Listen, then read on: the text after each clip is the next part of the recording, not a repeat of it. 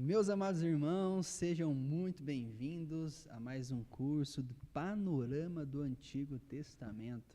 Eu sou o pastor Wilson Leandro e aqui ao meu lado está o diácono Gabriel Freitas. Gabriel Freitas, o que você tem para nós neste dia tão especial aí? É isso aí, meu irmão. Boa noite a todos, meus queridos. Graça e paz seja com todos. Hoje, o nosso 18º dia do curso do Panorama do Antigo Testamento. Sim. E hoje, especificamente, iremos falar sobre o livro de Esther. E já inicialmente, meu irmão, eu já preparei aqui algumas perguntas, digo até cabulosas, Rapaz, para sabatinar de o nosso irmão. Para apertar assim de cara o professor.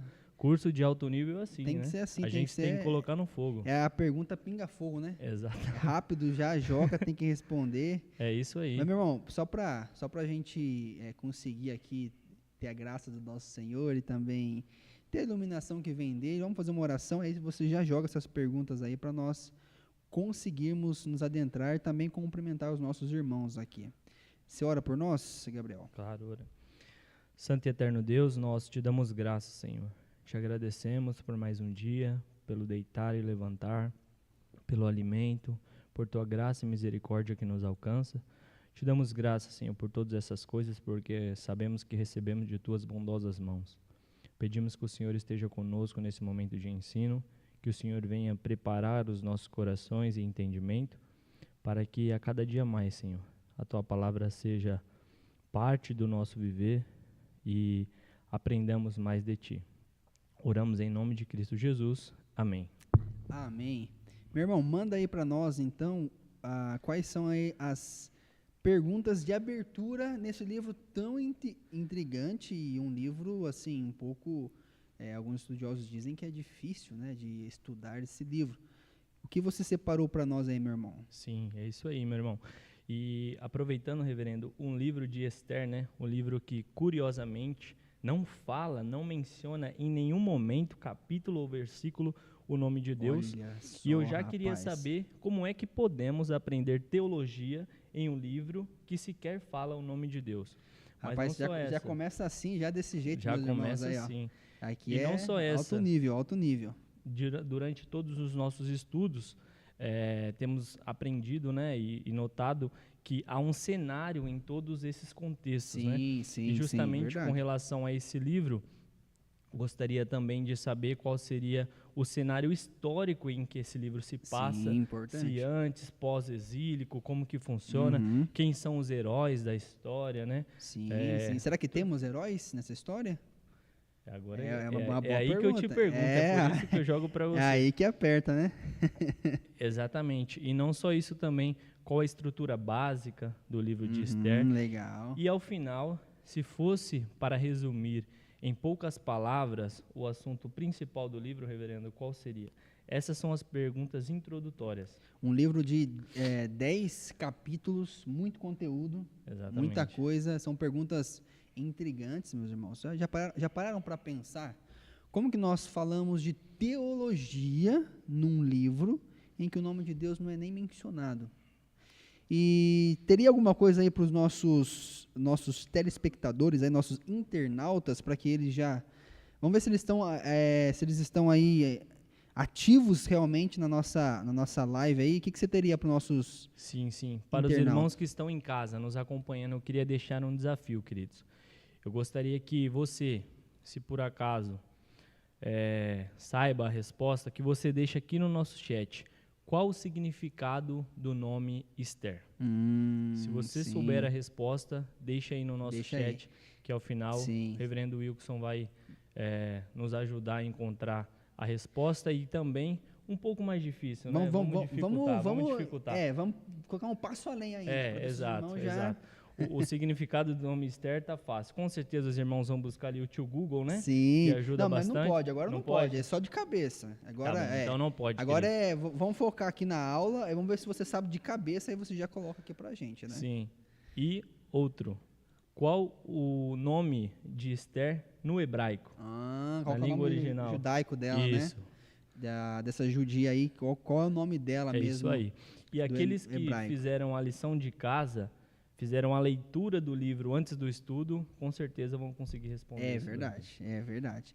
E, meu irmão, tem já gente nos acompanhando aí? Sim. Como tá aí a nossa audiência? Sim, com certeza. O chat aqui já está bombando. Ó. Bombando, O nosso rapaz. querido irmão Winston nos mandando boa noite. Senhor Winston, muito querido, sempre nos Querido, acompanhando senhor, aqui. sempre em primeiro lugar aqui conosco. Não é verdade? Sim. O nosso irmão Anderson Pereira também nos acompanhando, boa noite. A Carmelita Cunha, Sim. a Lúcia Benites, Abraço. a nossa irmã Rosineide Carvalheiro, a nossa irmã Vanusa, né? A família Polônia nos Sim, acompanhando sim, lá, a Robson, Esther, um abraço, meus irmãos. O nosso querido Rafael Ferreira, Rafael Ferreira, um abraço pro nosso irmão Rafael aí. a Cleonice Araújo, junto com o nosso irmão Laércio nos acompanhando também. Um abraço pro Laércio. E olha só, a nossa irmã Carmelita já começa aqui colocando um versículo no chat. Feliz o homem que acha sabedoria e o homem que adquire conhecimento. Olha Provérbios só, 3, versículo 13. muito bom. E esse versículo está muito ligado também com o livro de Esther. Nós veremos um pouco sobre sabedoria também. Interessante, muito bom ela ter colocado aqui também. E a nossa irmã Milene Rodrigues, nossa irmã Regina Novaes, Luciana Domingues, a nossa querida irmã Ruth Garcês. E aproveitando aqui, a nossa irmã Ruth Garcês, agradecer a ajuda do nosso irmão João Vitor, né? O nosso mago querido, dos teclados, o mago nos dos teclados acompanhando aí, aqui. mago dos botões. Isso Grande, aí. eu falo pra ele que ele é o grande John Wesley, Olha aí, daqui ó. da IPCA. John, um abraço, obrigado, viu, meu irmão, por estar Deus nos ajudando abençoe. aí. Sim. Quem mais está aí Quem com a mais gente? aqui, ó? O nosso irmão Antônio José Almeida, a nossa irmã Camila Salles, certamente nos acompanhando com Wesley lá de sua casa Deus e as crianças. abençoe. Ayrton Queria mandar um Castro. abraço pro Murilo aí, que certamente deve estar conosco também. Um abraço, Murilo. Sim, o Murilo que ontem estava jogando bola com os irmãos lá no futebol. Aí olha só. sim, Murilo, muito bom. Deus abençoe. E aqui um especial boa noite para minha querida esposa Ana, que está nos acompanhando também. Rapaz, tem que mandar um abraço. Né? Ó, Sim. se a Ana está acompanhando a gente, por que você não está acompanhando, né? Exatamente. Rapaz, se até a Ana está acompanhando. O nosso irmão Clóvis, a nossa irmã Maura Machado, Juliana Santana, Carlos Augusto, Angeilda, bastante irmãos aqui, ó, Maura Machado. E olha aqui, reverendo, já aproveitando, os irmãos já estão mandando aqui os nomes. Olha só, quem foi o primeiríssimo aí a mandar a resposta para a nossa pergunta aí? Olha, deixa eu ver aqui. Aqui, com relação à pergunta de qual seria o nome, né, de Esther, sim, no original, a nossa irmã Ruth Garcês mandou Radassa. Radassa, olha só. Hadassa ou Radassa também, as duas leituras são possíveis. Os irmãos estão ligadíssimos, estão atentos aqui. Então, sem mais delongas, vários outros irmãos estão chegando aqui. À medida que nós formos caminhando aqui no nosso estudo, nós mencionamos os irmãos. Lembrando, queridos, é um estudo, os irmãos podem contribuir. Nós não conseguimos exaurir todo o assunto do livro de Esther, que é um livro grande, magnífico. Nós veremos um panorama, então nós focaremos nas principais coisas e, em meio a essas perguntas que o nosso irmão Freitas levantou aqui, nós procuraremos responder e trazer aos irmãos as soluções, as respostas para essas perguntas, que também contribuirão para a leitura futura que os irmãos farão neste livro, ou que já fizeram, e algumas coisas que os irmãos ainda não compreenderam. Então vamos lá, o livro de Esther. Esther, meus irmãos, eu e alguns autores colocamos, né, como Esther e a providência de Deus. Esther e a providência de Deus. O livro de Esther, meus irmãos, é um livro que tem alguns desafios de interpretação e de compreensão. Você sabia, meu irmão Freitas, que, infelizmente, a ideia que se tem do livro de Esther é muito romantizada do que realmente é? Olha só. Geralmente se olha para o livro de Esther como uma moça que realizou o seu sonho, que participou de um concurso de beleza, que teve o melhor ali, e muitas pessoas falam assim, e realmente Esther é uma mulher de Deus, é uma serva de Deus, Mas muitas pessoas olham para o livro de Esther e se espelham somente em Esther, dizendo assim: eu quero que a minha filha, ou eu quero que eu quero ser como Esther, eu quero ser uma princesa como Esther. Mas as pessoas não olham a profundidade desse livro e não compreendem a beleza da providência de Deus, e não simplesmente pegar uma personagem como Esther, que é importante, que é uma serva de Deus, e colocar num pedestal, limitando o conteúdo do livro simplesmente a essa personagem. Tem pessoa que faz isso. E quantas vezes, os irmãos já devem ter visto isso, quantos sermões, quantos estudos, quantas lições na escola bíblica dominical para as crianças, que se diz: olha, você tem que ser como Esther. Esther é a personagem principal no livro, você precisa imitar Esther, e coloca esse personagem num pedestal e perde-se a profundidade do livro. Olha só. Perde-se a profundidade do livro. Então, nós veremos hoje, meus irmãos, que, embora Esther seja importante neste livro, nós aprendemos muitas coisas com outros personagens. E ao invés de nós simplesmente nos projetarmos, principalmente as mulheres, né, se projetarem nessa personagem Esther, existem outros personagens dentro do livro que demonstram mais sobre quem eu sou, sobre quem você é e sobre quem os irmãos são. E são personagens, meu irmão Freitas, que as pessoas não gostam de se comparar. Por exemplo, um dos vilões do livro, ninguém gosta de se comparar a ele, mas nós veremos que esses personagens também demonstram quem nós somos e quem Deus é na perspectiva de Deus e da providência de Deus.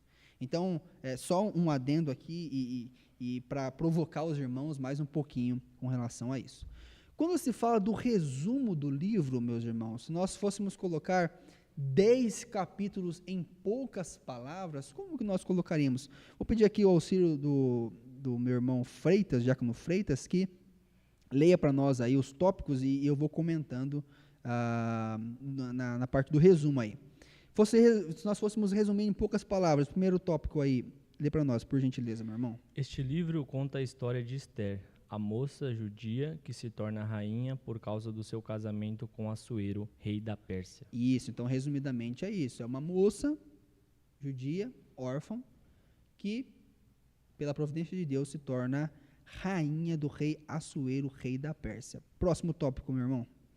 Amã, o primeiro-ministro do reino, planeja acabar com todos os judeus do reino, mas Esther e o seu primo Mordecai conseguem fazer com que o plano perverso de Amã fracasse e ele acabe morrendo na forca que havia mandado construir para enforcar Mordecai. Então, meus irmãos, um detalhe que vale a pena eu citar aqui que eu esqueci: o livro de Esther, ele está localizado dentro do cânon da Escritura que nós temos, como o último livro histórico ali, depois de Neemias e Esdras. E sendo um livro histórico, ele tem uma narrativa. Aqueles que já estudaram literatura na faculdade, em pós-graduação, sabem muito bem que toda a história ela tem um enredo. Então, essa história começou referente a um rei, a sua esposa, Esther e o seu primo. E nesse meio houve um problema, que vai desenrolar. O problema que vai desenrolar toda a história. Primeiro com a esposa do rei Assuero, depois com um problema maior, né, que nós chamamos de... Esqueci o termo técnico, quando eu lembrar eu falo aqui. Mas é um problema que precisa ser solucionado. E aqui no caso é Amã, o inimigo principal no livro do povo de Deus, já que espelha uma inimizade lá nos primórdios dos israelitas, quando eles saíram do Egito, os amalequitas, tá? Então, Amã aqui é o problema desse enredo, dessa história, que precisa ser solucionado, e a providência de Deus guiará isso. Próximo tópico, meu irmão. Para festejar a vitória contra os inimigos, os judeus começaram a comemorar a festa de Purim, o que fazem até hoje. Isso. Então, alguns estudiosos judeus resumem esse livro dizendo assim, que ele é a explicação do porquê existe a festa do Purim, que na verdade é um trocadilho irônico referente àquilo que Amã tentou fazer para destruir os judeus. Ele fez alguma consulta aos deuses. Os irmãos que leram o livro sabem que ele consultou os deuses, lançou sorte lá para saber qual mês ele destruiria os judeus, e há uma referência ali ao Purim, e aí por isso os judeus, quando vencem essa estratégia ou essa emboscada de Amã aqui, eles colocam o nome da festa de Purim como uma ironia contra Amã. Então, resumidamente, esse é o livro. Quando você for ler o livro com essa cabeça, você já vai conseguir desenvolver melhor e compreender melhor algumas questões. Agora, a título mais teológico do livro, meu irmão Freitas, como que alguns aí estudiosos do livro de Esther resumem o tema teológico do livro? Lê para nós aí, por gentileza. Bom, o tema do livro de Esther seria a fidelidade de Deus à aliança abraâmica, é demonstrada na maneira soberana e providencial como ele preserva seu povo do ódio gentílico, mesmo quando Israel está alheio à intervenção divina na história. Isso. Então, resumidamente, o livro de Esther, teologicamente falando, é uma prova de que Deus é fiel à promessa que ele fez a Abraão. Qual é a promessa que ele fez a Abraão? De que, por meio dos filhos de Abraão, se formaria uma nação, e essa nação, por meio dessa nação, todos os povos da terra seriam abençoados. Amém. Só que aí você pensa, meu irmão Freitas, eles estão na Grande Pérsia, e eles não têm nenhuma influência, e a pessoa abaixo do rei propõe de destruir o povo de Deus. E o rei dá o seu anel e sela isso. Como que o povo de Deus vai reagir a isso? Como que o povo de Deus será livrado disso? Então o livro de Esther demonstra como Deus foi fiel à sua aliança, preservando o seu povo ali, em meio ao ódio dos gentios, para que fosse demonstrado que na história, Deus, Yahvé, o Senhor da história, ele controla tudo e cuida do seu povo. Bacana. Quem já está conosco aí comentando, contribuindo, meu irmão, vamos lá, vamos interagir com os irmãos, senão a gente vai engatando aqui nos assuntos e a gente acaba esquecendo. Tão interessante, né? Tem tanta coisa boa que a gente acaba esquecendo aqui. Vamos lá, a nossa irmã Dirce apareceu aqui, nos dando uma boa noite, a nossa irmã Maura Machado respondendo, muitos irmãos respondendo, o nome hebraico Radassa, né? Uhum. O nosso irmão Fábio Luiz também nos desejando boa noite. Milena Santana. Sim, legal. Miriam Valtric, olha só que nome chique, né? Miriam Valtric, essa.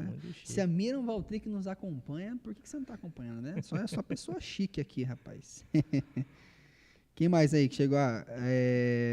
O Ayrton, o que o Ayrton falou aqui? Esther capítulo 2, verso 7 diz, Radassa é Esther. Olha só, aí, muito bom, meus irmãos. Lembrando, meus queridos, que a maioria das pessoas que estavam ali na Pérsia, a gente vai falar um pouquinho mais sobre isso no futuro, eles sempre tinham 2 nomes, porque realmente você está em outra nação, e você precisa de um nome para viver naquela região, naquele país. Eu lembro muito do meu pastor Moisés, Moisés Liu, o nome dele. E em coreano o nome dele, eu vou falar aqui porque eu li muito e já decorei, né? Em coreano o nome dele é Yong-Shin Liu. Yong-Shin Liu. Só que no Brasil, para você se referir ao nome coreano desse, fica difícil, né? Yong-Shin Liu, até você explicar a maneira certa, então eles adotam nomes brasileiros, ou comumente nomes mais fáceis, né? Então ele adotou Moisés. Olha só. Então ele pega o sobrenome, bem crente, Moisés, né? Moisés Liu. E assim vários outros estrangeiros, né, asiáticos, eles pegam para facilitar isso. Semelhantemente a isso era feito. Alguns eram forçados a ter nomes diferentes, como foi o caso de Sadraque, Mesaque e Abednego. Quem sabe o nome hebraico desses irmãos lá do Antigo Testamento? Sadraque, Mesaque e Abednego, e o próprio Daniel. Daniel, o nome que deu-se a ele na Babilônia era Beltesazar. Sadraque, Mesaque e Abednego, eu esqueci o nome hebraico deles. Se os irmãos souberem, coloquem aqui no chat pra gente. E um detalhe interessante, né? O pastor até mencionou isso em outras vezes. Uhum. Quando o povo era submetido ao exílio, um dos objetivos desses opressores era justamente suprimir a sua identidade. Boa! Então, tirar o seu nome fazia parte também da opressão, Muito bom, né? muito bom. Esquecer o seu Deus, a sua identidade, de onde você veio e tudo mais, o que também era parte da opressão. Então, por isso que essas pessoas também tinham seus nomes alterados. Muito bem lembrado, meu irmão. Até tinha esquecido disso. Principalmente isso, tá? O motivo principal era esse que o irmão citou aqui. Muitos eram porque já estavam ali, né? Mas no começo, como no exílio, que Daniel e os amigos dele foram levados, eles forçavam isso para fazer menção aos deuses. Exato. Que, segundo eles, venceu a batalha contra Yahvé. Mas a gente sabe que foi a mão de Deus. A Regina, o que a Regina comentou, meu irmão? Lê pra gente aí. A Regina comentou: Esther era para esconder a origem judaica. É, isso mesmo. Exatamente. Muitos sabiam do ódio que se tinha já pelos judeus. Né? Lembrando que esse ódio não é meramente pela... Como se diz hoje? Tem um termo técnico. Antissemitismo. Nós sabemos muito bem que Satanás, o inimigo do povo de Deus, ele levanta pessoas que não são crentes para odiar os filhos de Deus. Hoje se tem um ódio pela etnia judaica, né, que nós chamamos de antissemitismo, mas isso já se era lá no Antigo Testamento como uma força de Satanás para impedir que o povo de Deus se espalhasse e assim fosse uma bênção no mundo, só para os irmãos terem uma noção. Ok, são alguns detalhes que eu vou entrando e eu acabo até fugindo aqui do principal. Mas vamos lá. Dentre 10 capítulos, né? Qual seria o capítulo e o versículo-chave de todo o livro de Esther? Lê para nós aí, meu irmão, por gentileza. Olha, então, aqui, como o reverendo disse, escolhido por ele, separado por ele, o versículo seria Esther, capítulo 4, versículo 14, que diz: sim. Porque se de todo te calares agora, de outra parte se levantará para o judeu socorro e livramento, mas tu e a casa de teu pai perecereis. E quem sabe se para conjuntura como esta é que fostes elevada a rainha. Exato. Então, por que não só eu, mas outros autores colocam esse diálogo aqui de Mordecai ou Mordoqueu como principal? Porque quando você lê o livro de Esther, olha que interessante isso é muito interessante, presta atenção aqui. O narrador, ele começa descrevendo a história e parafraseando o que o rei falou, o que a rainha Vasti falou, o que os súditos falaram, mas quando chega no capítulo 4, ele de propósito muda e deixa a citação direta da própria fala de Mordecai e de Esther, para dizer assim, olha, o que eles estão dizendo aqui é muito importante, e por isso que ipsis literis do que eles realmente falaram. E aqueles que conhecem a história, a maioria dos irmãos sabem aqui, este é o momento em que o primo de Esther precisa dar uma dura nela para que ela se posicione, estando ali dentro da casa do rei, dentro do palácio, para ajudar o seu povo. E nesse próprio diálogo, Mordecai diz que se ela não fizesse isso, ela prestaria contas a Deus. E Deus, ele não usa a palavra Deus, mas fica-se subentendido que livramento surgiria, que o próprio Deus providenciaria livramento. Então, todo o enredo da história e Deus conduzindo Esther ali até o palácio é para justamente socorro dos judeus, e isso tem um significado muito grande dentro do livro. Então, esse diálogo de Mordecai com Esther é crucial, e alguns estudiosos que eu sigo dizem que é o versículo-chave de todo o livro. E aí, reverendo, já aproveitando o gancho aqui, responderia a pergunta, né, na verdade nem a pergunta, a afirmação que o senhor fez no começo do estudo, de que o livro de Esther não é um simples romance de uma menina que logrou êxito e se tornou rainha. Não. Perfeito. O objetivo de Deus ter colocado ela ali era um só, a libertação do povo, né? Sim, então, muito já pegando bom. um gancho, os irmãos que estão nos acompanhando aí desde o início, muito já bom. tem a primeira pergunta respondida. Inclusive, o nosso irmão, lembrei aqui que o nosso irmão Vinícius Coralensky, seminarista Vinícius Coralensky, que fez uma exposição no livro de Esther, e ele enfatizou muito isso. O que choca algumas pessoas, de fato, dizer que Esther errou em algumas situações, que Mordecai também se equivocou em algumas questões, tira todo aquele romantismo que nós temos com o livro de Esther. Esther e Mordecai são servos de Deus, foram usados por Deus, mas dentre esses personagens, essas personagens, existe alguém que se destaca e que nós veremos, e que acima de tudo isso está a providência de Deus, e não simplesmente romantizar uma rainha, uma pessoa que foi usada por Deus, e alguém que se recusava a se dobrar diante de uma pessoa orgulhosa, que era Amã. Enfim, eu estou entrando aqui em alguns pormenores, mas só para os irmãos se desfazerem essa ideia romântica do livro, de uma historinha, e aquela eu já vi um pregador uma vez dizendo assim: as suas filhas são Esther e os seus filhos são Daniel, fazendo um apontamento romântico desses personagens que são servos de Deus. Em certo aspecto devemos imitá-los, sim, mas não é o foco. Eu repito, não é o foco, não é o alvo principal do enredo de toda essa história, e nós não devemos romantizar. Entrando então no título hebraico do livro de Esther, o próprio livro leva o nome da sua personagem ali, digamos que principal, não no sentido heróico da palavra, mas de que a protagonista, né? A protagonista, essa seria a palavra, que é Esther, tá? Que na Torá está assim.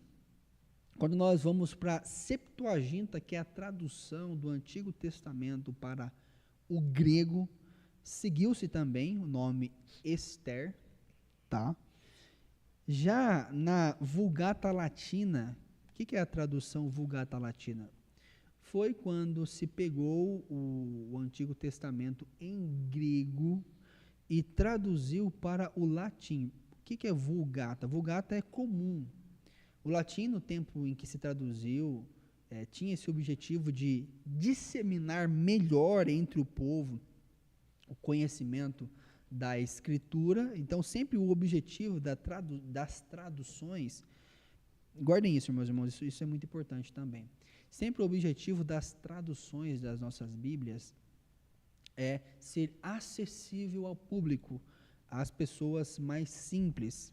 Então, toda tradução que é feita, e essas três principais aqui, é para ser mais acessível às pessoas, principalmente aqui a Septuaginta e a Vulgata Latina.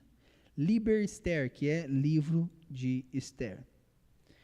Quando nós falamos de autor e data, nós temos alguns debates interessantes dentro do livro de Esther. Por quê, meu irmão? Vamos pensar comigo aqui, Freitas. Nós temos um livro que não menciona o nome de Deus, como você bem disse. Qual que é o objetivo do autor em não mencionar o nome de Deus? Isso fala um pouco de quem é o seu autor e onde ele escreveu e por que ele escreveu. Nós temos também acesso, dentro desse livro, a um conteúdo que era exclusivamente da corte da Pérsia. Por exemplo, diz no livro de Esther que foi consultado no livro das crônicas do rei os acontecimentos. Só quem tinha acesso a isso era pessoa de alto nível. Sim.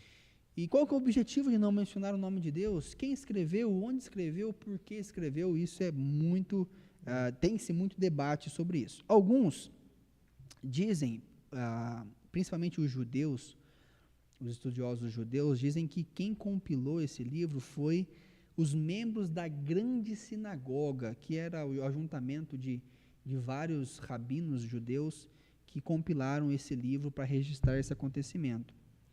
Outros mais históricos dizem, seguindo Flávio Joséfo, um historiador do mundo antigo, que viveu ali no tempo dos romanos, ele diz que o autor do livro de Esther é Mordecai, ou Mordoqueu, tá?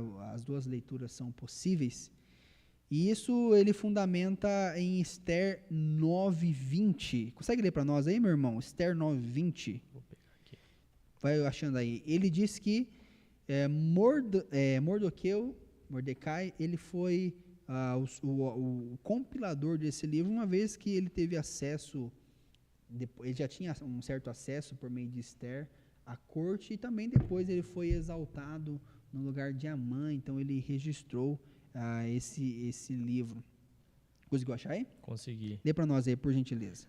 O versículo 20 do capítulo 9 de Esther diz: Mardoqueu registrou esses acontecimentos e enviou cartas a todos os judeus de todas as províncias do rei Xerxes, próximas e distantes. Isso, então, os irmãos veem aí que ele, ao enviar essas cartas, o livro diz que ele também registrou tudo isso. Então, é possível que tenha sido ele também. Outra possibilidade que os estudiosos apontam é que pode ser Esdras e Neemias. Lembrando que os acontecimentos aqui se dão tempos depois de a leva de judeus voltarem para Jerusalém, e dentre eles estava Esdras e Neemias. Considerando o texto que o nosso irmão Diácono Freitas leu, e vários estudiosos dizem isso, Mordecai é o autor mais provável que compilou o livro, porque ele estando ali, isso explica também o fato dele não mencionar o nome de Deus, porque ele queria que isso fosse divulgado entre os próprios persas, e se você colocasse muito o nome de Deus ali, o conflito das religiões da Pérsia ali poderia fazer com que o livro não fosse tão disseminado, ou que houvesse algum impedimento do próprio rei. Então, alguns estudiosos vão caminhar por essa linha, e também pelo caráter histórico também de se registrar um acontecimento como esse, e enfatizar que mesmo quando não se menciona o nome de Deus, o Deus Rei da história, Senhor da história, ele age. Tá bom? Isso aconteceu pós-exílio, tá? Entre o ano 450 e 350, a compilação na Pérsia. Pós-exílico, o que isso significa pós-exílico? Lembrando que Jerusalém caiu para a Babilônia. Depois da Babilônia, os persas invadiram, dominaram a Babilônia e reinaram por um grande período, e como os judeus já estavam ali, eles estiveram ali no período persa. Meu irmão, alguém comentou aí alguma coisa? Responderam a pergunta que eu... Sim, respondeu aqui o nosso querido irmão presbítero Marco Antônio Gonçalves, respondeu: Ananias, Misael e Azarias. Ananias, Misael e Azarias, isso mesmo. Eu sempre esqueço de falar a ordem certa. Mais alguém comentou alguma coisa aí, meu irmão? Sim, o nosso irmão Wesley comentou: mesmo sem mencionar o nome de Deus, o livro de Esther mostra claramente a sua providência soberana. Deus dirige todos os acontecimentos. Amém. É isso mesmo, muito bom. Mais alguém aí comentou? Comentou. O nosso irmão Ayrton comentou, né, respondendo os nomes de Mesaque, Abidnegro, Sadraque, Mesaque e Abidnegro, comentando também os outros nomes, né, Ananias, Misael e Azarias, e comentou: fale da coragem de Vasti. Vasti, tá. Quando nós falarmos das personagens principais, nós falaremos, tá, meu irmão? Uma coisa engraçada, Diácono Freitas, Tinha um amigo meu que o tio dele pôs o nome dos filhos Sadraque, Mesaque e Abednego, acredita? Olha só, primeiro que eu vi. Juro. Quando a gente era moleque, né? E a gente ria muito disso, né? Mas eu lembrei aqui com o irmão falando aqui. Ok. Entrando agora, então, no cenário e contexto. O irmão fez algumas perguntas referente ao cenário e contexto, que acho que a gente consegue já responder aqui. Em primeiro lugar, os irmãos precisam entender que o cenário de toda essa história aqui é o Império Persa, tá bom? E a diáspora judaica. Isso aqui precisa ficar claro para os irmãos. Olha só, que termo diferente, né? Diáspora judaica. O que seria a diáspora judaica, meus irmãos? A diáspora judaica é o espalhamento, né, o espalhar do povo judeu, dos israelitas, né, digamos assim. Israelitas não, vamos falar do povo judeu, porque os israelitas, que eram considerados a parte do norte, foram totalmente dizimados. Mas os judeus, Deus abençoava muito eles, então eles eram muito abençoados por Deus, então eles se espalharam por todo o Império Persa, os irmãos podem ver aí, que eles estavam espalhados no ponto 2, o povo de Deus vivia espalhado pelo vasto Império Persa, que se estendia da Índia, imaginem aí no mapa, da Índia até a Etiópia, então era um império muito grande e vasto. Então, à medida que eles cresciam, eles se espalhavam por todo esse império. Então, esse é o contexto. É por isso que em cada canto que você vai no Novo Testamento, você encontra uma sinagoga judaica, porque eles prosperavam e eles se espalhavam. E eles diziam assim: como que nós vamos aprender de Deus e adorar a Deus? Vamos montar aqui uma sinagoga, um ajuntamento, onde nós cantaremos louvores a Deus, oraremos ao Senhor e também aprenderemos da palavra de Deus. O modelo da igreja reformada segue os moldes de uma sinagoga, não em cada detalhe, mas alguns moldes da louvores, oração, cântico, né, e oração, eu falei, né, e estudo da palavra. Tá bom? Então, quando você ouvir diáspora judaica, é o espalhamento deles por todo o Império Romano. Qual que é a localidade ali? Suzã, uma das capitais do Império da Pérsia. Irmãos, quando nós falamos o Império Persa, é o Império Persa que todo historiador estuda quando vai fazer uma faculdade de História. E aqui que está a beleza do cristianismo. O cristianismo, ele tem uma linha histórica sólida, de tal forma que se você for estudar história baseado na Escritura e você for ver as comprovações históricas de tudo aquilo que a Bíblia diz, você encontra fundamento. Não é o caso de algumas religiões que são baseadas em visões, em coisas que nem existem, revelações que nem existem, fatos históricos que nunca foram comprovados, nunca foram achados. A própria seita dos Mormons mesmo se baseia em fatos alguns materiais arqueológicos encontrados e línguas que eles citam que um anjo revelou ao fundador da seita deles lá, que historicamente nunca se acha, se você for estudar. Então o cristianismo ele é sólido, você consegue encontrar base histórica para ele. Então esse império, quando a gente fala e estuda na Bíblia sobre o Império Persa, o período de reinado do Egito, é o mesmo da Bíblia, né? É o mesmo. Não é um conto ou uma parte, um recorte, é o mesmo. Tanto é que se você for olhar os achados arqueológicos, você encontra menção desses reis. Artaxerxes I, II, III, várias menções também aos próprios judeus. Isso é muito interessante, fortalece muito a nossa fé. Eu separei aí um mapa, o nosso diretor aí, o Mago dos Botões, projetará aos irmãos, para que os irmãos vejam, e os irmãos tenham uma noção do tamanho do império. Os irmãos podem ver aí, ó, o Egito na tela de vocês aí no lado inferior esquerdo, o Egito. Os irmãos sobem um pouquinho e vão ver aí Jerusalém e Samaria. Olha onde Jerusalém estava. Agora, os irmãos, lá no extremo, na extrema direita aqui, Suzã, tá? Que é onde estava acontecendo todos esses fatos históricos no livro de Esther. Então, vejam que para as pessoas voltarem do exílio da Pérsia, né, do exílio babilônico, eles tinham que andar mais de 1.600 quilômetros. É por isso que muitas pessoas não queriam voltar. Uma caminhada muito longa. Porque o cenário de Jerusalém era um cenário de destruição. Muitos já estavam bem estabelecidos, vida feita.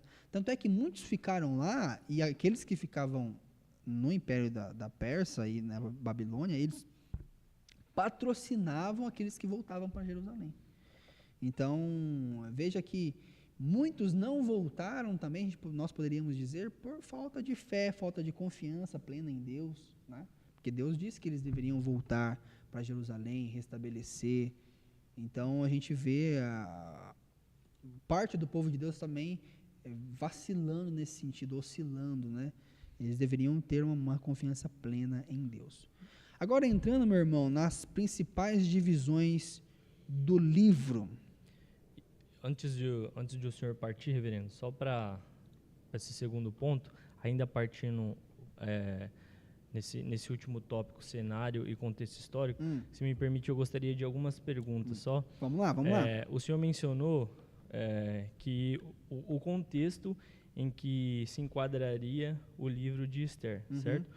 Aprendemos aqui nas últimas aulas, como o pastor falou, que é iniciado, né, obviamente, conduzido por Deus, essa restauração de Jerusalém. Sim. E aí inicia com Zorobabel, depois vem ali Esdras e Neemias, cada um com um objetivo diferente, né? Enquanto levantar os muros, outro levantar a vida espiritual do povo. E aí eu queria que o senhor explicasse um pouquinho mais em que contexto se passa esse livro de Esther. Isso está acontecendo lá no exílio, enquanto o povo enquanto Neemias e Esdras estão liderando a obra aqui, como que funciona? Qual seria exatamente assim o tempo em que o time, livro... né? Sim, isso, exatamente. Legal. Você pode pensar olhando a própria ordem do livro na sua Bíblia, tá? Então, primeiro a gente tem Esdras, Neemias, Esther. Primeiro, o que acontece? Esdras e Neemias voltam para Jerusalém com uma leva do povo de Deus para reconstruir. Esther e Mordecai estão entre aqueles, e presta atenção aqui, ó. Presta atenção. Diretor, dá um close aqui. Eu gosto quando eu falo uma coisa séria, diretor, dá um close aqui. Neemias e Esdras voltaram, tá, para Jerusalém para reconstruir, ele e muitos judeus piedosos. Agora, Esther e Mordecai, eles estão entre aqueles que não voltaram, preferiram ficar na Pérsia. Tá? Isso aqui é importante, porque às vezes nós dizemos assim, Mordecai e Esther são personagens perfeitos, eles nunca erraram, nunca tropeçaram. Não. E nós vemos, eles preferiram ficar ali, onde tinha mais conforto, tinha mais segurança, era mais fácil. Tá? Então, os acontecimentos de Esther se dão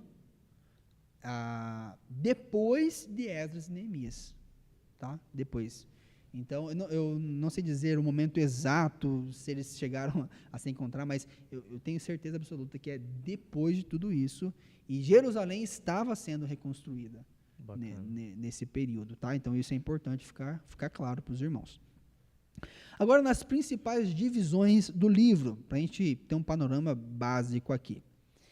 A primeira principal divisão aqui, a expulsão de Vasti, tá? Vasti ou Vasti, né? Porque ela se recusou a obedecer o rei insensato, Assuero. Temos a ascensão de Esther. Então, o rei ficou lá chorando as pitangas, né? Os conselheiros dele disseram assim, rei, faz o seguinte, veja aí as donzelas mais lindas do reino, vamos fazer aí um processo seletivo. O senhor aí dorme com a que o senhor achar melhor, ou a que o senhor gostar, o senhor fica com ela. E detalhe, Basicamente processo isso. seletivo criterioso. Criterioso. Né? 12 criterioso. meses sendo ali trabalhada com perfumes Sim, caros, né? Reservadas sim. totalmente Exato, para o exato. rei. E aí depois menciona que o rei passa a visitar exclusivamente Esther, né? Sim, E é exato. evidentemente que aí é o agir de Deus, É né, o irmãos? agir de Deus. Então, aí a ascensão de Esther. Aí nós vemos o outro problema. O primeiro problema foi Vasti. Aí o segundo problema aí foi os planos para exterminar os judeus com Amã. Nós vemos isso do capítulo 3 ao capítulo 4. Depois vemos o frustrado e o... Frustrado o plano para Isso, exterminar é verdade. os judeus. Frustrado o plano para exterminar os judeus, tá? E, por fim, a exaltação de Mordecai, tá? Então, depois de tudo isso, Deus ainda exalta Mordecai em lugar de Amã. Freitas, uma pergunta aí. Se fosse para os irmãos, tendo em base essa divisão que eu fiz aqui dos 10 capítulos, se fosse para os irmãos concluírem a leitura, de Esther até quarta-feira que vem, quantos capítulos eles teriam que ler por dia? Seria muito? Seria difícil? Seria complicado? Fala aí para os nossos irmãos. E já aproveitando, irmãos, lançando o desafio. Um livro pequeno, como o livro de Esther, com tantas curiosidades, considerando que agora os irmãos tiveram um baita de uma contextualização histórica e tantos outros pontos que ainda serão abordados. Se os irmãos fizerem a leitura de 1,5 capítulo por dia, até o próximo estudo, terão encerrado a leitura de todo o livro. Exato. Então fica aí o nosso desafio. Na próxima live, na próxima semana, faremos aqui a pergunta, né? Quem foi que fez, quem conseguiu ou não. E é um meio também de encorajar os irmãos para a prática da vida devocional. Se essa dica não vale o seu like, Freitas, olha aí, ó. Eu não sei o que mais vale, né? Não sei mais o que vale, né? Então, meus irmãos, é um incentivo. Eu sei que às vezes a gente fica desanimado, às vezes a gente vacila, mas façam esse esforço, tá? Hoje nós temos acesso a até mesmo a Bíblia lida, né? O audiobook da Bíblia de graça. Então, olha que maravilha. Então, façam isso que os irmãos, depois desse panorama, os irmãos conseguirão associar melhor e aplicar melhor ainda o ensinamento no livro de Esther. Agora, entrando aqui nas personagens principais, tá? Principais personagens. Tem vários personagens aqui, mas eu vou destacar os principais, tá, meus irmãos? E vamos tentar, Freitas, desenvolver em cima de cada personagem e ver os pontos positivos e os pontos negativos, tá bom? E também, mais uma vez, desromantizar o livro de Esther, que muitos irmãos às vezes acabam fazendo. Eu fiz por muito tempo. Eu olhava assim como um livro, é bonito o livro, né? Mas um livro, né, do mundo assim das ideias, enfim. Vamos lá. Primeiro personagem aí que aparece no livro é o rei. Qual é o rei que aparece, meu irmão? O rei Assuero, ou Xerxes I. Ou Xerxes I.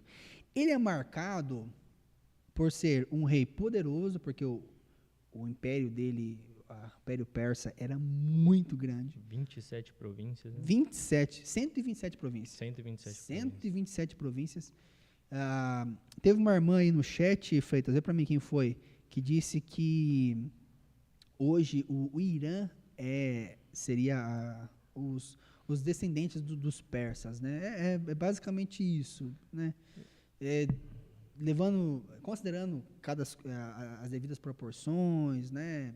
Alguns detalhes aqui, realmente a região ali do Irã seria a região principal dos persas. Por isso que tem muita cidade ali no Irã que tem mais de 5.000 anos de história. Então, olha só. São povos antigos. Ele também era uma pessoa marcada por ser controlador. Você vê ali no início da descrição do livro de Esther que ele deu um banquete, deu uma grande festa e ele queria mandar nas pessoas, olha, vocês precisam comer assim, assado, do jeito que vocês quiserem. E aí em certo momento ele diz, traga aqui a minha esposa Vasti, para que ela aqui no meio dance ou faça alguma coisa no meio dos meus convidados. E uma tradução possível, só para os irmãos terem uma ideia, uma tradução possível ali, nós não temos certeza, mas é uma tradução possível. Quando ele diz para trazerem Vasti, sua esposa, com a sua coroa, alguns estudiosos dizem que seria uma menção para que ela viesse só com a coroa. Para os irmãos terem uma ideia do nível de perversidade e de como ele era uma pessoa controladora, uma pessoa impulsivo, um rei impulsivo, uma pessoa impulsiva que o que dava na telha ele fazia, e também muito influenciável. Ele, qualquer conselho que davam a ele ia e fazia. O próprio Amã, quando consultou ele, olha que coisa interessante, o próprio Amã, quando consultou ele sobre a destruição dos judeus, ele não questionou nada. Ele só disse, o Amã disse, tem um povo aí, né, que está fazendo isso, está desobedecendo as leis do rei. Ele não consultou, disse, qual povo é esse?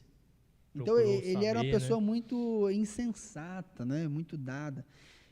Tem a aparência de ser generoso no começo do livro, mas na verdade é uma enganação. Assim como o mundo, meus irmãos, o mundo, ele diz que é generoso, ele propõe uma coisa para você, diz assim, olha, coma e beba, siga os seus prazeres, faça aquilo que você tem vontade, mas o alto preço a ser pago é muito grande. O mundo diz para você, faça o que você quiser, até o momento que você decide não seguir mais os princípios do mundo, e aí o mundo passa o quê? A te odiar. Exato. É a mesma coisa com o rei Assuero aqui, parecia bonzinho, parecia generoso, mas quando a rainha Vasti disse não, ele, né, se revoltou e tomou todas aquelas decisões. Um rei sem qualquer domínio próprio, né? Sem qualquer domínio próprio. Rei do vasto Império Persa e futuro esposo de Esther. É marcado pela insensatez e pela falta de domínio próprio, como o irmão bem destacou aqui. A nossa próxima personagem principal aí, lê para nós as características dela, meu irmão. Vasti, a rainha, né, a rainha que foi deposta, né, anterior a Esther, que tinha como algumas de suas características a coragem e firmeza, né? Sim, ela se recusou, não obedeceu à ordem do rei. Sim, foi o que o irmão Ayrton disse para nós comentarmos aí, né?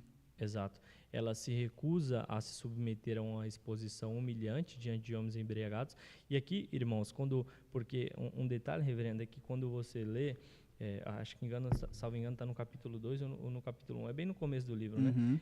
Menciona que o rei Assuero, ele chama a Vasti para demonstrar a sua beleza, mas isso não tinha qualquer objetivo de exaltação à sua esposa. Sim, era uma demonstração de poder, né, ou de como superioridade. Se ela fosse um objeto, né? Exatamente. Olha só. E ela, sabiamente, né, não aceitou se submeter à vergonha. Sim, ela foi firme nos princípios dela. Então, exato. Vamos para o nosso próximo. A gente está com o horário avançado, vamos correr aqui para a gente conseguir chegar na conclusão. A nossa personagem aqui, a protagonista, digamos assim, do livro todo, quem é ela? Esther, ou Radassa, né? Sim. Tinha beleza e sabedoria. Legal. Vamos comentar um pouquinho disso aqui, ó. Ela uniu, meus irmãos, beleza e sabedoria. Então, é um ponto positivo de Esther, sim, porque ela era bonita, tá? Ela era bonita. E geralmente, tá? É até uma piada que se faz. Dizem que é assim, ou você é bonito ou você é inteligente. Os dois não tem como ser. A não ser o caso da minha esposa, né, que é bonita e inteligente. Olha, você né? tirou o meu comentário. Eu tenho uma mulher muito bonita e muito inteligente. Sim. Mas é um ditado popular que se diz, geralmente mulheres que se embelezam muito exageradamente não são sábias. E Esther conseguiu unir, em algumas ocasiões, sabedoria e beleza. Até mesmo quando ela chegou ali, ela conseguiu agradar o próprio eunuco, ela foi humilde em seguir as orientações do eunuco, e isso fez ela ganhar a confiança do rei. Também, depois, quando ela foi fazer o pedido ao próprio Assuero, ela deu 2 banquetes para depois fazer o pedido. Agiu com sabedoria. Isso, em outras palavras, ela fez o seguinte: ela não queria que o rei pensasse que ela só o procurou para fazer aquele pedido. Ela queria demonstrar o interesse em seu esposo e em quem ele era. Então, ela agiu com sabedoria. Outra característica dela aí, Freitas. Outra característica da rainha Esther é que era uma jovem órfã, né? Criada pelo primo, Mordecai, e que se tornou rainha da Pérsia. Olha só. Isso. Então, vejam que outro ponto aqui para nós desconstruirmos a romantização dentro do livro de Esther. Esther, meus irmãos, era uma pessoa que nós devemos nos compadecer dela. Ela não tinha os pais. Ela era órfã. E isso é triste demais. Você pensar uma moça órfã, é triste. Ela foi criada pelo seu primo, isso é muito triste.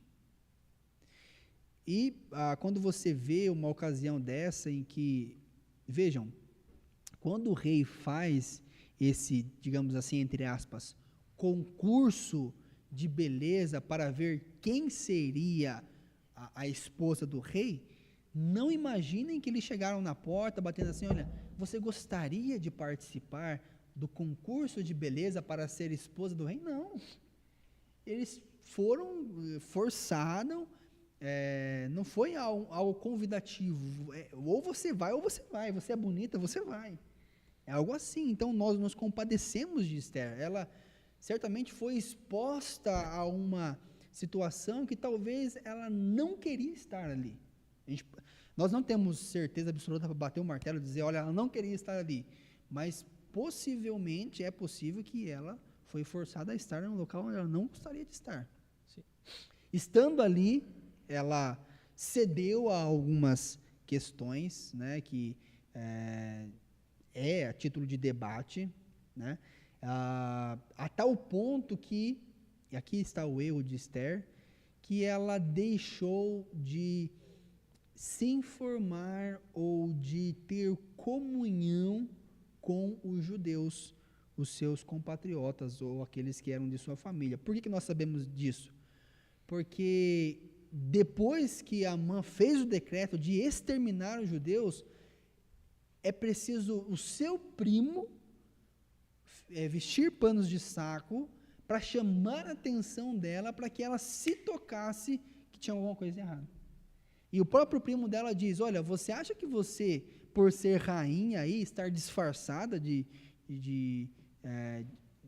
ter, né, se camuflado aí, que você vai se escapar de ser destruída? Quando descobrirem que você também que você é judia, você também será destruída. Então, ela acabou se misturando demais ali no Império Persa e se esquecendo por algum momento dos seus princípios, de sua raiz. Então, esse aqui é algo que nós temos que destacar de Esther. Você ia comentar, eu acabei te cortando aí. Um detalhe bem importante e que o nosso Deus é especialista, né? Ele tira pessoas que não têm expectativa nenhuma, não têm recursos nenhum, e exalta essas pessoas. Exato. E todas essas vezes essa exaltação ela vem para a honra e glória de Deus e com o objetivo de ser um instrumento, né? Exato. Então, por exemplo, Esther foi um instrumento de Deus. Foi, ela, exato. Né? Era uma órfã, se tornou rainha com um instrumento, com o objetivo de resgatar o povo. Então, isso acontece, reverendo, na maioria das vezes com as nossas vidas. Verdade. Às vezes Deus te coloca num lugar, num trabalho, numa faculdade, e você já se questionou qual o objetivo de você estar ali, né? Verdade. O porquê que você está ali. E se você tem a ciência deste objetivo, se você está cumprindo, porque, como o senhor disse, Esther, por um tempo, cochilou, né? Cochilou. É um ponto de atenção da nossa todos parte. Nós, né? Todos nós. Então, a gente tem que ficar atento. O melhor crente, a Bíblia diz, aquele que está em pé, toma cuidado que não caia. Não é algo que nós estamos tirando da nossa cabeça, meus irmãos. O próprio texto diz, o versículo-chave que eu coloquei lá, Mordecai precisa dar um chacoalhão em Esther. Dizer, olha, toma uma atitude. E a resposta dela é, olha, o rei não me chama nos aposentos há tanto tempo, piriri, pororó. Assim, sabe, como com medo de... Aí, parafraseando as palavras de Mordecai, ele diz assim, olha, você tem que escolher.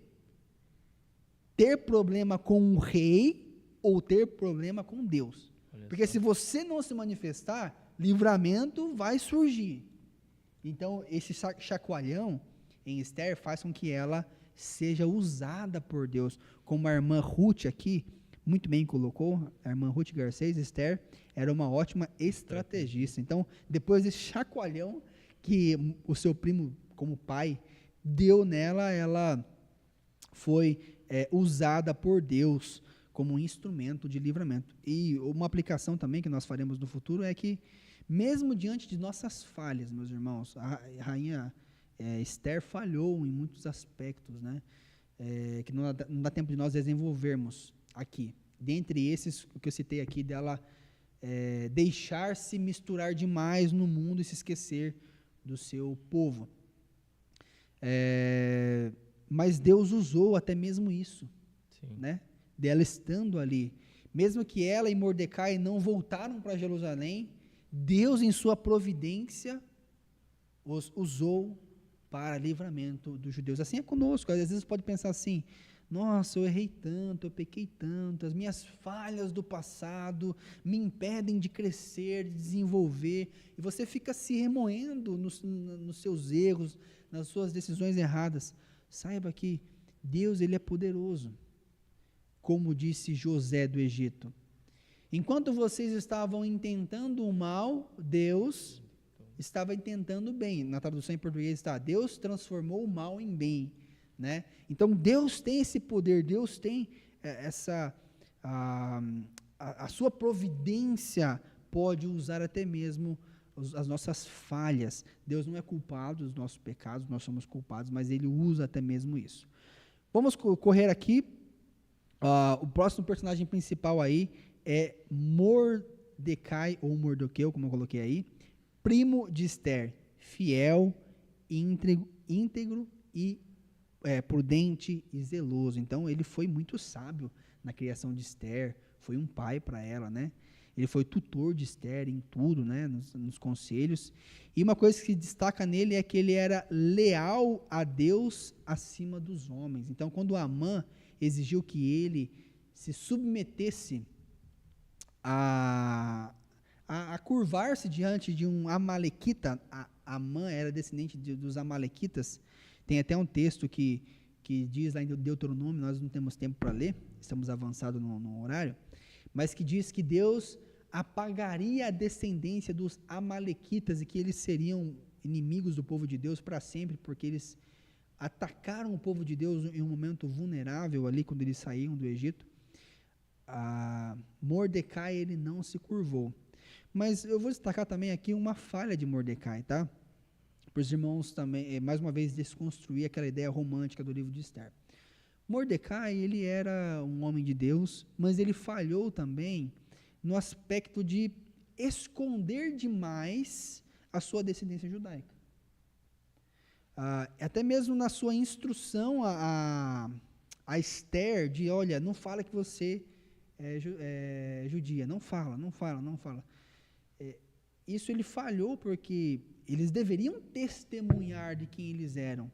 Eles eram do povo de Deus, filhos de Deus. Então, ele aqui foi feliz na lealdade a Deus, ali não se curvando diante de Amã, mas ele acabou coando um mosquito e engolindo um camelo, quando ele não se declarou judeu. Como se isso fosse impedir os planos de Deus. Né? Sim, como se isso fosse impedir. É a mesma coisa que foi a mesma coisa que Abraão fez quando ele foi ao Egito. Ele mentiu que a esposa, ele mentiu, disse que a esposa dele era irmã dele, não era esposa. Então isso é uma mentira, eles mentiram, isso não foi um bom testemunho diante dos persas, né? Tem alguma coisa para comentar aí, meu irmão?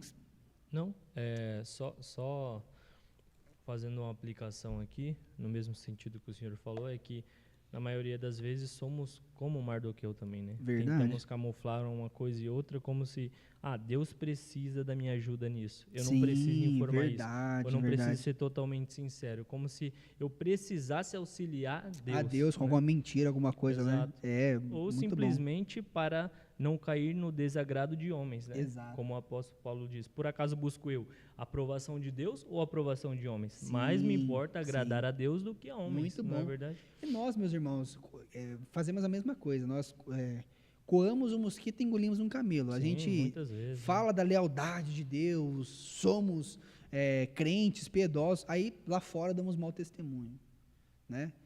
Evitamos de falar que somos crentes em certos ambientes, com medo de ser retalhado. Então, nós pecamos nisso também. Então, vejam que a projeção somente na personagem de Esther fica muito raso. Nós também conseguimos olhar para outros personagens e tirar lições para nós. Um dos personagens que é ignorado para tirar lições é o próprio Amã, o Amalequita. Quais são aí as características dele, meu irmão? Orgulhoso, vingativo, cruel. Amã como o inimigo, né, histórico de Israel dentro desse contexto. Sim, Deuteronômio fala lá dessa inimizade, que ele é descendente dos Amalequitas.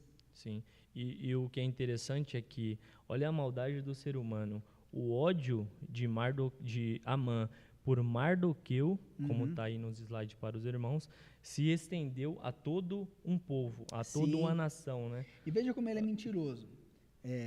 Mordecai não quis se curvar a ele, não quis obedecer. O que ele falou para o rei? Um povo todo, né, uma nação toda não está obedecendo às leis do rei. Olha só. Olha como ele é vingativo e orgulhoso. A presunção do coração, né? A altivez de espírito. Sim. Tentou exterminar os judeus por ordem de Mardoqueu. Ele representa, né, o inimigo do povo de Deus, o orgulho que leva à ruína. Irmãos, vocês sabiam que nós também, em certa medida, somos Amã?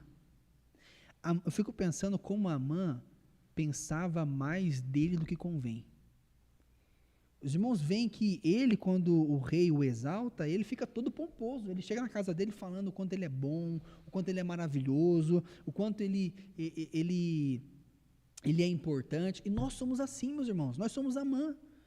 Nós frequentemente brigamos, fazemos briga, porque nós somos Amã. Nós achamos que nós somos importantes, que nós somos os melhores, que nós somos o rei. Precisamos ser reconhecidos. Precisamos ser reconhecidos. Né? E muitos falam, nossa, eu quero ser como Esther, mas eu quero ser como Mordecai. Mas, na verdade, nessa história aqui, nós somos Amã. Orgulhosos, presunçosos, pensamos mais do que deveríamos. É muito curioso quando o Assuero, ele quer exaltar a Mordecai, mas ele não fala para Amã isso. E ele diz assim, Amã, o que a gente faz com quem o rei deseja honrar? O que ele pensa? Sou eu. Né? O que nós fazemos, meus irmãos, quando fala de exaltação, quando fala de reconhecimento, quando fala de elogio? Não, tem que ser eu.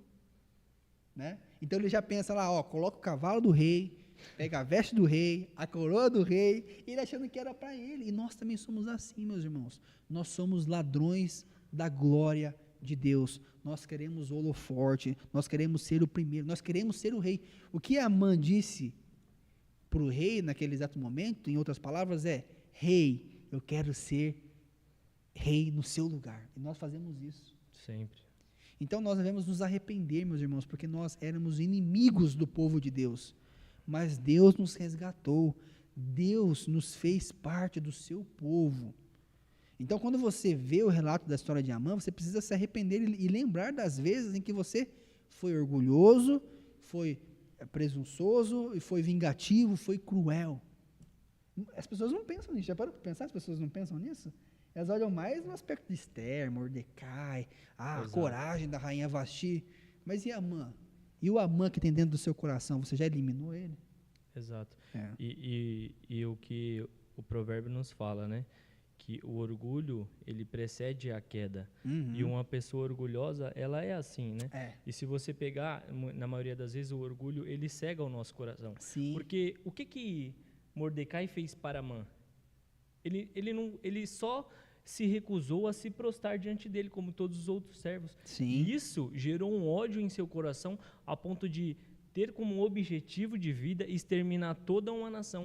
E quantas das vezes motivos pequenos, simples, uma pisada de pé, né? Uma no palavra sentido mais figurativo, grossa, assim, do né? nosso irmão, aquilo se torna um motivo de ódio, É né? verdade, é Que, verdade.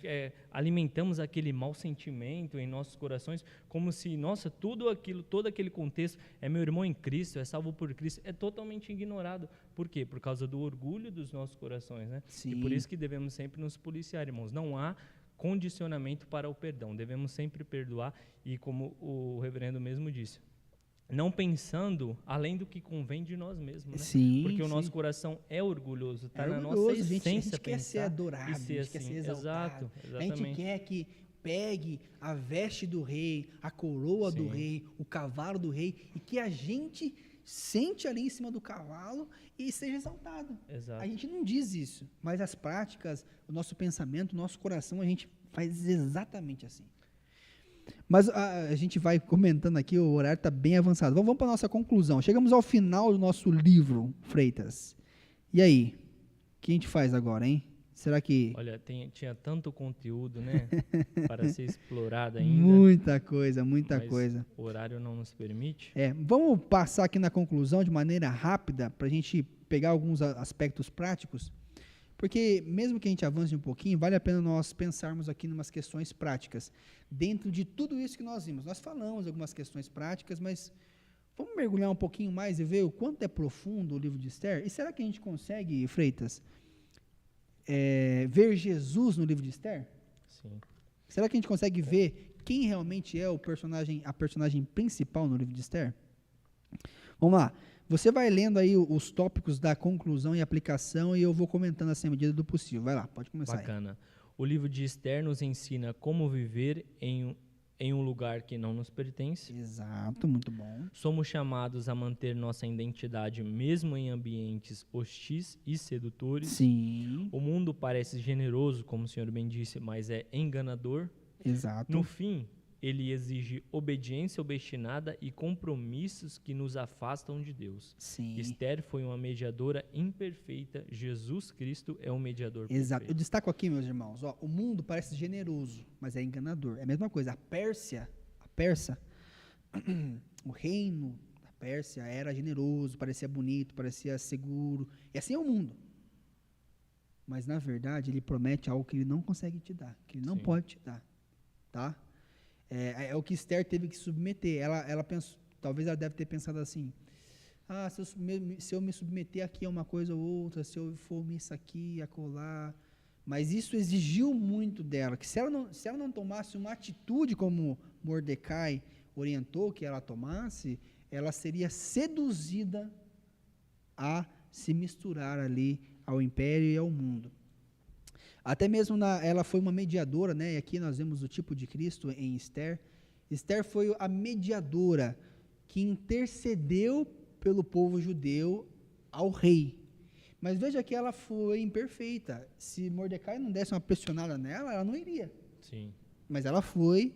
Mas Jesus é o nosso mediador perfeito. Ele constantemente está intercedendo por nós, pelo Rei, Senhor dos céus e da terra, que a sua palavra nunca volta atrás. E se não é Ele interceder por nós já seríamos exterminados. Exato. Então nós devemos olhar para o livro de Esther assim. Esther é uma mediadora imperfeita. Jesus é o mediador perfeito. Vamos lá, vamos seguir. O livro começa com uma festa e termina com outra. Qual festa é maior? Isso. A do rei terreno ou a celebração da providência divina? Exato. Então veja, volta mais um slide, você pulou um slide aí. Pulei um, né?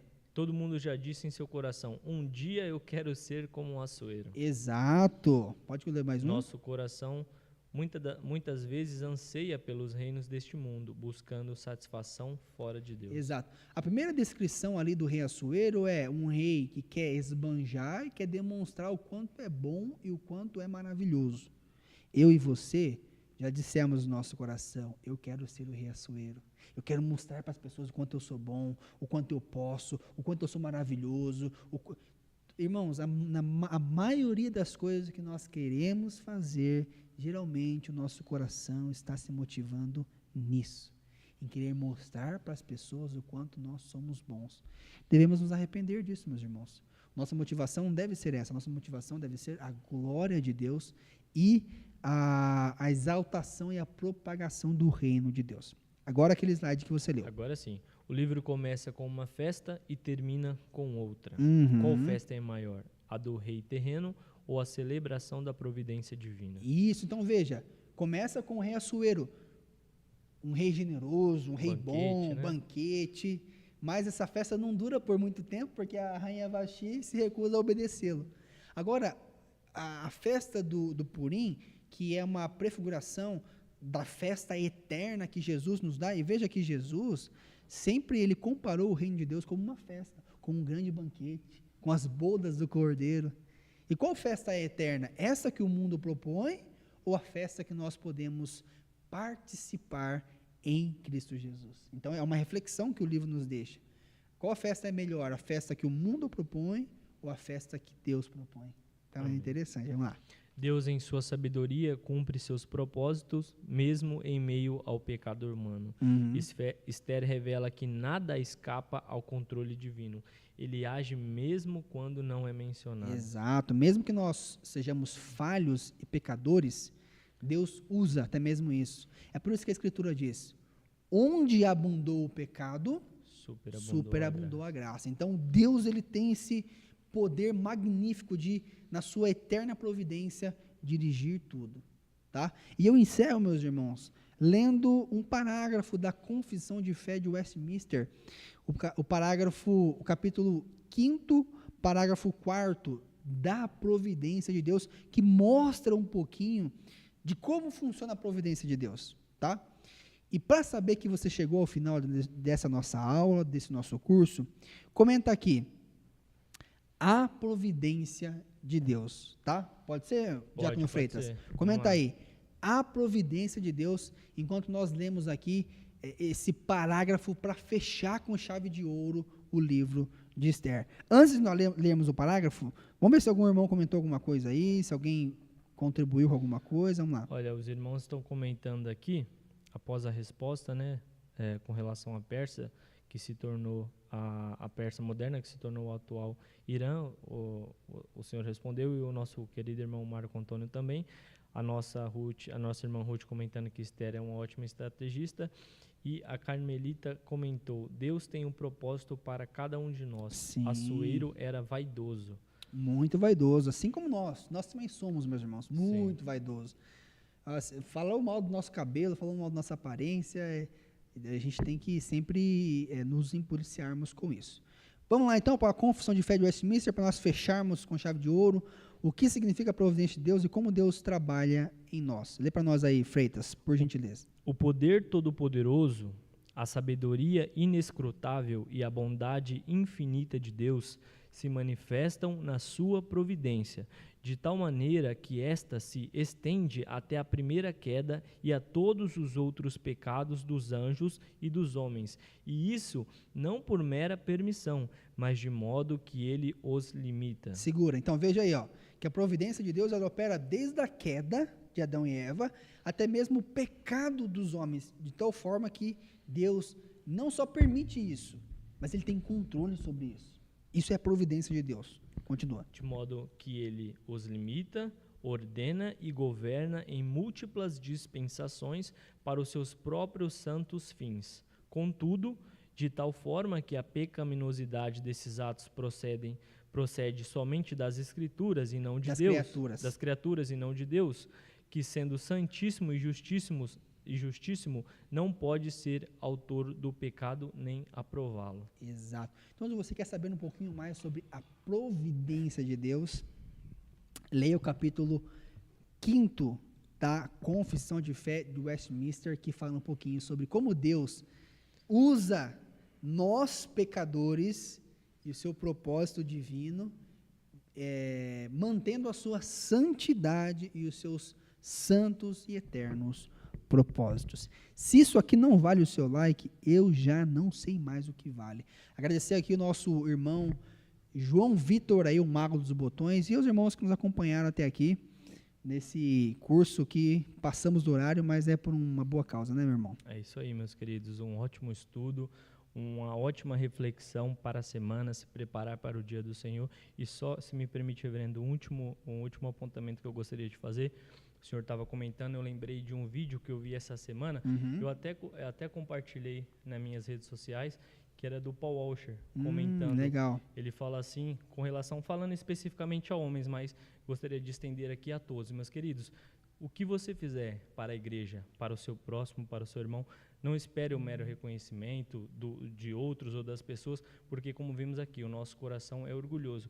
E ao final o que ele disse foi, trabalhe, se empenhe, faça, disponha dos seus bens, do seu tempo, e ao final morra esquecido para a glória de Deus. Sim. E é isso que devemos fazer. Muito bom, exato, meus irmãos, é isso.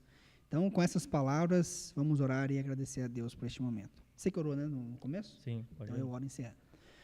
Santo e amado Deus, nós te louvamos, ó Deus, porque em tudo o Senhor é bom e a tua providência está nos guiando e nos conduzindo. Ó Deus, se propício a nós, pecadores, que somos orgulhosos, que somos, ó Deus, vaidosos, e queremos, ó Pai, que tudo seja feito segundo a nossa vontade, e que queremos ser rei no lugar do Senhor. Perdoa-nos, ó Pai. Nos ajude a vivermos, ó Pai, confiando na tua providência, Deus, sendo sábios, confiando no Senhor em um mundo caído, que assim como Esther, Mordecai, foram preservados pelo Senhor e foram fiéis a Ti, nos ajude, mas principalmente olhando para Cristo, o nosso mediador perfeito, que em tudo nos aperfeiçoa. Essa é a nossa oração, ó Deus. Rogamos que esta aula chegue às pessoas que tanto precisam, Deus, e sejam confortadas pelo Senhor. Nós oramos em nome de Jesus. Amém. Amém. Amém, meus irmãos. Deus abençoe a todos. Até semana que vem.